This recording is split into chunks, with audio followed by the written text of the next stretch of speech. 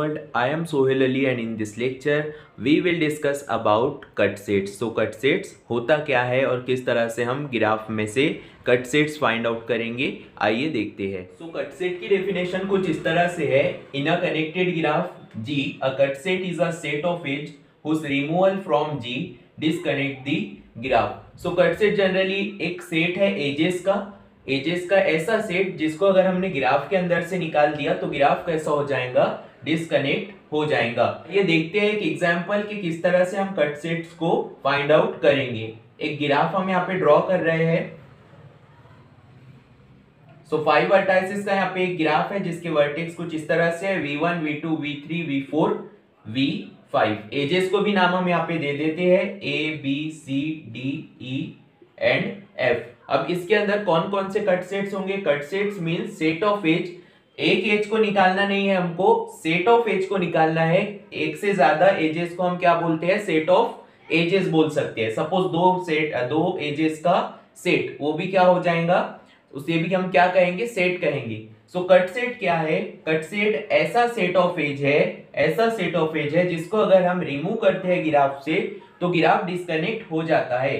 जैसे एक यहाँ पर A, B एक सेट ऑफ एज है, मींस ये दो एजेस यहाँ पर है। अगर आप A, B दोनों एजेस को यहाँ से निकाल देते हैं, मींस इस सेट ऑफ एज को यहाँ से निकालते हैं तो V1 वर्टेक्स यहाँ से डिस्कनेक्ट हो जाएगा। मींस क्या होगा कि ग्राफ यहाँ पे डिस्कनेक्ट हो जाएगा। इस एज को अगर आप निकालते हैं, दो एजेस को, मींस इस सेट ऑफ एज को अगर आप रिमूव करते हैं ग्राफ से तो ग्राफ डिस्कनेक्ट हो जाएगा। तो पहला यहाँ पे कट सेट हमको मिलता है AB। दूसरा कट सेट हमको यहाँ पर मिलेगा BC। अगर आप BC को निकाल देते हैं तो ग्राफ डिस्कनेक्ट हो जाएगा। उसी तरह अगर आप F और E को निकाल लेते हैं तो भी ग्राफ डिस्कनेक्ट हो जाएगा। F और E यहाँ पे सेट ऑफ एज है, अगर इन दोनों एजेस को निकाल दिया तो ग्राफ डिस्कनेक्ट हो गया। सेट ऑफ एजेस हमको देखने हैं, इसके अंदर सिर्फ दो ही एजेस का सेट नहीं हो सकता, 3 एजेस का सेट भी यहाँ पर कट सेट हो सकता है। फॉर एग्जाम्पल A, D और F। यहाँ पे अगर हम A, D और F 3 एजेस को अगर हम यहाँ से निकालते हैं तो V2 यहाँ से डिस्कनेक्ट हो जाएगा, तो A, D, F भी बनेगा यहाँ पे कट सेट। उसके बाद एक और सेट E, D, C या C, D, E, ये भी क्या होगा? यहाँ पे कट सेट्स होगा। उसके बाद और भी कट सेट्स इसके अंदर बन सकते हैं, जैसे 5th नंबर का हमारा कट सेट बना है CDE। उसके बाद एक और कट सेट्स यहाँ पे बनेगा BD और E, BDE। उसी तरह एक और कट सेट BD और F, BDF। अगर आप यहाँ से BD और F को निकाल देते हैं तो ग्राफ यहाँ से भी क्या हो जाएगा? डिस्कनेक्ट हो जाएगा यहाँ पे, क्योंकि 3 एजेस अगर यहाँ से निकल रहे हैं B, D और F, यहाँ से हम उसको कट कर रहे हैं, मीन्स उन एजेस को निकाल रहे हैं, तो ग्राफ में से V1, V2 वर्टेक्स अलग हो जाएंगी। और भी इसके अंदर हम कट सेट्स फाइंड आउट कर सकते हैं C, D और F, C, D, F। Generally cut set को कर्ली ब्रैकेट से हम डिनोट करते हैं। For example cut set of A, B। यहाँ पे हमने ओपन ब्रैकेट्स बनाए हैं, बट जनरली कट सेट को कर्ली ब्रैकेट से ही डिनोट किया जाता है। कट सेट क्या है इसके अंदर कि अगर हम किसी सेट ऑफ एज को रिमूव करते हैं ग्राफ के अंदर से तो वो ग्राफ कैसा हो जाता है? डिस्कनेक्ट हो जाता है। फॉर एग्जाम्पल A और B, इसको अगर हमने यहाँ से रिमूव किया तो इधर से V1 वर्टेक्स अलग हो गया, मींस यहाँ से V1 रिमूव हो गया, सो AB बनेगा हमारा कट सेट। उसी तरह F और E को अगर आपने यहाँ से निकाल दिया तो V3 यहाँ से अलग हो जाएगा, ये बनेगा हमारा कट सेट। उसी तरह अगर आप ये 3 एजेस को निकालते हैं तो इससे भी ग्राफ डिस्कनेक्ट हो जाएगा, EDCA बनेगा हमारा कट सेट। है हमारा अगला topic, that is fundamental cut set. So a cut set containing exactly one branch of spanning tree is called as a fundamental circuit, fundamental cut set। तो एक ऐसा कट सेट जो spanning tree की at least एक branch, सिर्फ और सिर्फ एक ब्रांच को क्या करे? कंटेन करे, हम उस कट सेट को कहेंगे फंडामेंटल कट सेट। एक एग्जांपल लेते हैं, उसमें ये क्लियर हो जाएगा। 4 वर्टाइसेस का एक ग्राफ यहां पर हम लेते हैं, V1, V2, V3 and V4। उसी के साथ इसके एजेस को नाम दे देंगे A, B, E। सो यहाँ पर हमने एक ग्राफ कंसीडर किया है। अब सबसे पहले तो हम इसके अंदर कट सेट्स फाइंड आउट करेंगे। फंडामेंटल कट सेट अगर जब भी आपको फाइंड आउट करना है तो उसके लिए सबसे पहले आपको फाइंड करना पड़ता है cut set. So cut sets कौन कौन से होंगे इसमें? पहला कट सेट्स इसके अंदर होगा ए बी। अगर यहाँ से ए और बी एज को अगर आप निकाल दे, इस सेट ऑफ एज को अगर निकाल दे तो यहाँ से ग्राफ डिस्कनेक्ट हो जाएगा। दूसरा यहाँ पे कट सेट्स होगा डी ई। डी ई को निकाल दिया तो ग्राफ डिस्कनेक्ट हो गया। उसके बाद कट सेट्स और भी बनेंगे इसमें B C E, B C ई।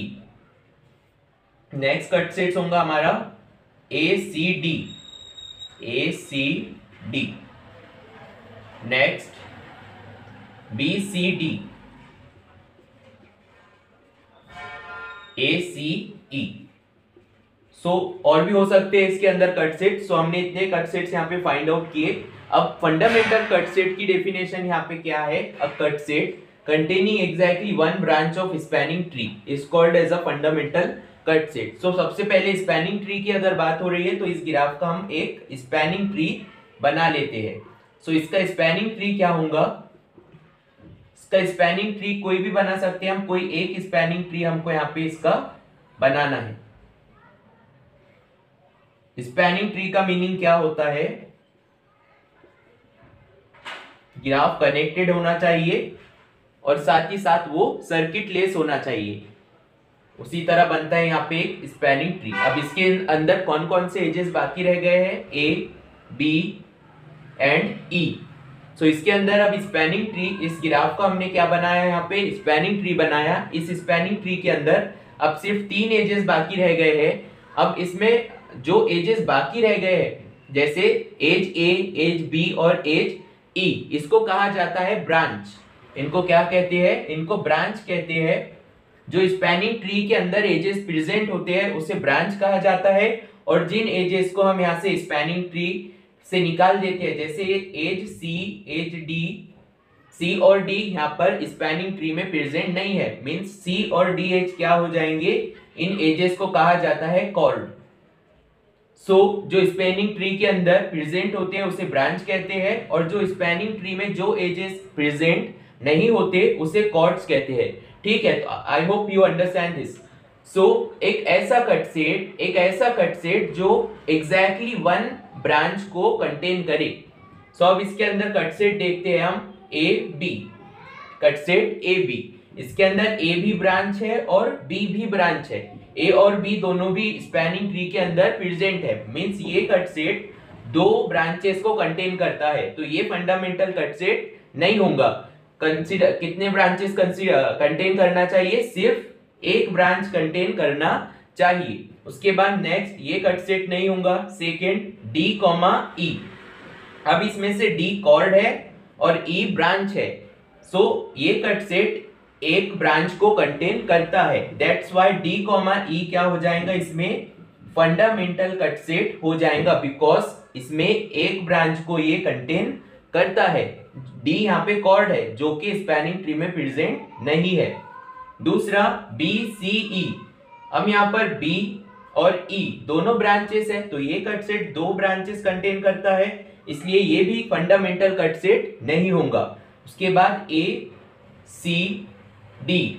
अब यहाँ पे ए ब्रांच है और सी और डी कॉर्ड है, तो इसमें भी एक ब्रांच ये कंटेन करता है, इसलिए ये भी होगा फंडामेंटल कट सेट।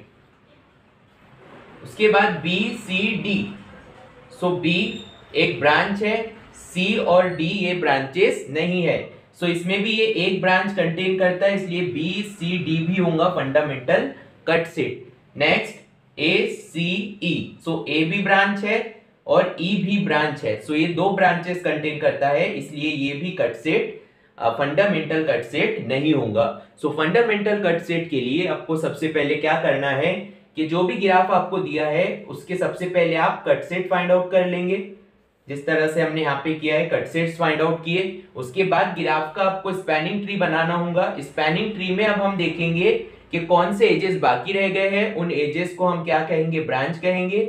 सो अब कट सेट में जाएंगे। कट सेट्स में ऐसा कट सेट जो सिर्फ एक ब्रांच को कंटेन करेगा वो बनेगा fundamental cut set. Next point है हमारा fundamental circuit. Let T be a spanning tree in a graph G. एक स्पैनिंग ट्री है ग्राफ का, then adding any one chord to T will create exactly one circuit. Such a circuit is called as a fundamental circuit. Spanning tree में अगर आप एक cord को add करते हैं तो एक सर्किट क्रिएट होता है, बस उसी सर्किट को हम कहेंगे फंडामेंटल सर्किट। फॉर एग्जांपल हमने एक ग्राफ लिया था